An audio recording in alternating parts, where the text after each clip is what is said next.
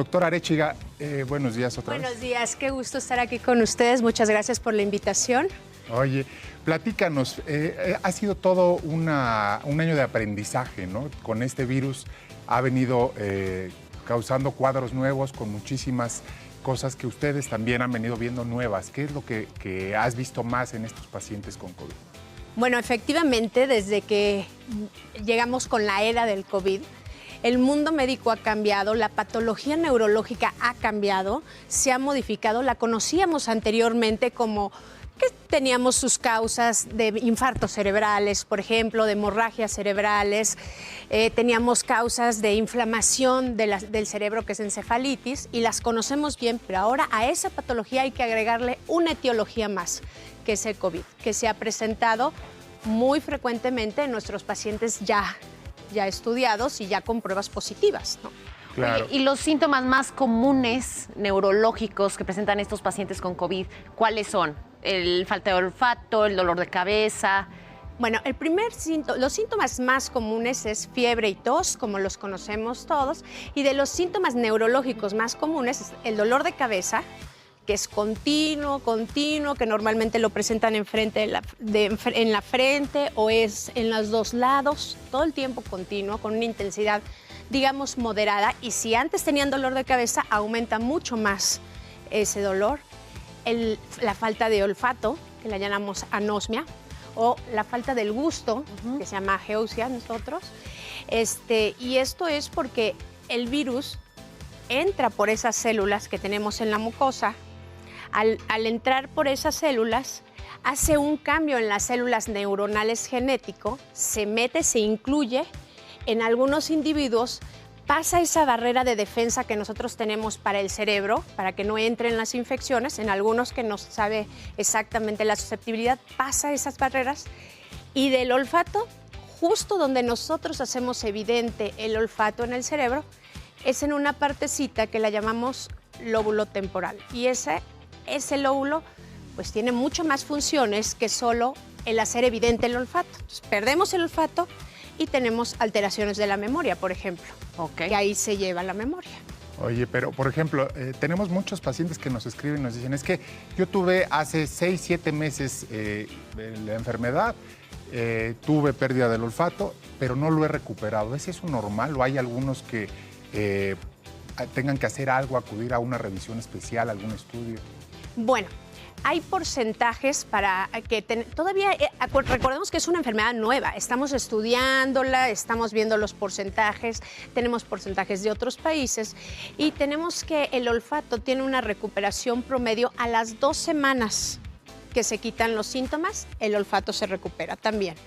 Pero no en todos los pacientes, eso es muy importante. Se recupera alrededor de un 75-80% de los pacientes.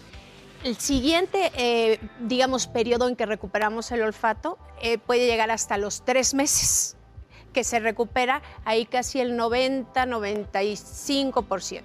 Y el resto puede quedar con atrofia de la mucosa o no recuperarlo, que está reportado como un 3% que se puede quedar con alteraciones del olfato. Entonces es muy probable que si después de 3 meses que tuviste COVID no has recuperado el olfato, entres en este grupo que no lo recupere o no lo recupere totalmente. Así es, podemos quedar como unas secuelas que son como las cicatrices que nos deja el COVID. Y hablabas también de los dolores de cabeza. Hay pacientes que tenían antecedente de ser migrañosos o que han tenido siempre dolor de cabeza tensional, etcétera.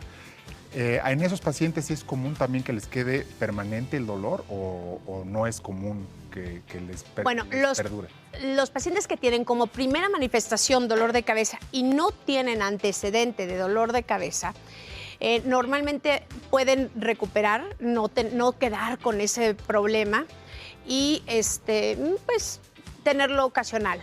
Y los pacientes que tienen el antecedente de migrañosos, dolores de cabeza tensionales o dolores de otro tipo neurálgicos, como algunos dolores faciales atípicos, eso sí, normalmente quedan con un poquito más de problema y más de presentación de este dolor de cabeza en ciertos momentos. ¿Y eso sería motivo para irte a ver para una consulta especial, algún medicamento adicional?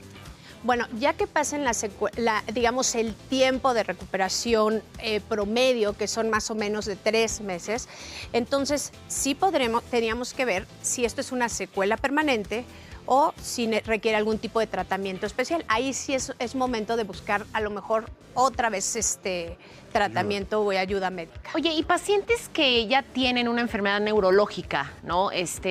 Preexistente y obtienen COVID, se ha visto que sus síntomas, los normales, a lo mejor un Parkinson, a lo mejor otra patología, alguna demencia o alguna alteración cognitiva, se ven mucho más afectados en estos pacientes. Así es, actualmente hay reportes, por ejemplo, hablando específicamente de alteraciones de la memoria, de una demencia de tipo Alzheimer, que es la más común que vemos nosotros. Actualmente hay reportes que no sabemos si esta enfermedad por COVID aumenta la progresión del Alzheimer, es decir, se hace más grave y más rápido, o si es un desencadenante del Alzheimer. Y esto es justo por lo que les explicaba al principio. Entra la célula del COVID, hace un cambio genético en esa región del lóbulo que tenemos la memoria, un cambio genético en una proteína. Y esa proteína se va aumentando en las neuronas y lo que hacen las neuronas es que olvidan las cosas. Ya no hay esa conexión. Entonces, mucha gente me dice, oye, es que acabé el COVID y tengo alteración de la memoria. Y otros me dicen, es que está peor.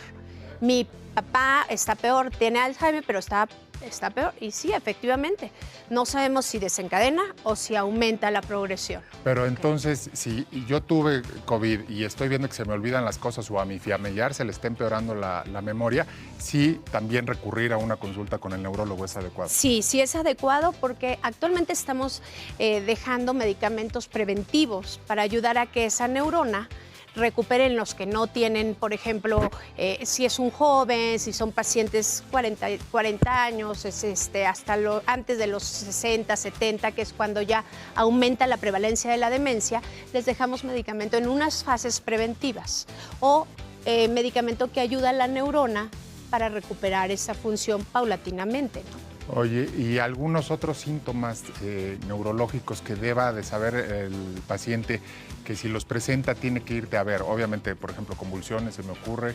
Sí, mira, otras cosas que hemos visto mucho es que los pacientes durante la enfermedad de COVID pueden tener infartos cerebrales.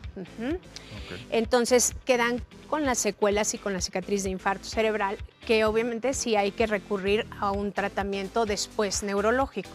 Una más es Guillain-Barré, que es un tipo de una enfermedad que es le llamamos neuropatía, ¿no? Que va disminuyendo la fuerza de las extremidades de abajo hacia arriba. O sea, una debilidad como en las una piernas debilidad que va ascendiendo y quedan débiles. Se recuperan, pero quedan débiles y quedan con alteración pues, en todo lo que son los músculos, que es otra cosa que también tienen que ir a... Entonces, por ejemplo, si yo estoy en mi casa y estoy con un familiar o yo mismo, presento alteraciones neurológicas, ya sea de fuerza, de sensibilidad, lo del olfato, pues ya creo que todo el mundo lo tenemos clarísimo, pero no hay que olvidar que puede ser coronavirus y que te tienes que ir a acudir al médico y hacerte las pruebas, porque muchas veces piensan que hay este adormecimiento de las manos o esta debilidad, esta parálisis facial, puede ser algo que tenga que ver con el COVID, ¿no? Sí, actualmente la enfermedad de coronavirus es la gran simuladora. O sea, ahorita como no tenemos una investigación suficiente, digamos, casos suficientes, pero todavía nos falta tiempo para llevarlos a cabo, toda la investigación. Cualquier síntoma y muy relacionado con lo neurológico, hay que pensar en COVID. Hay que descartar COVID primero. Okay. Perfecto, pues les agradecemos muchísimo su presencia, a ustedes que nos sigan mandando sus preguntas como siempre para que les podamos contestar aquí. Agradecemos a nuestra especialista del día de hoy, la doctora Norma Arechiga, neuróloga. Muchas gracias. Y seguimos con más aquí contigo.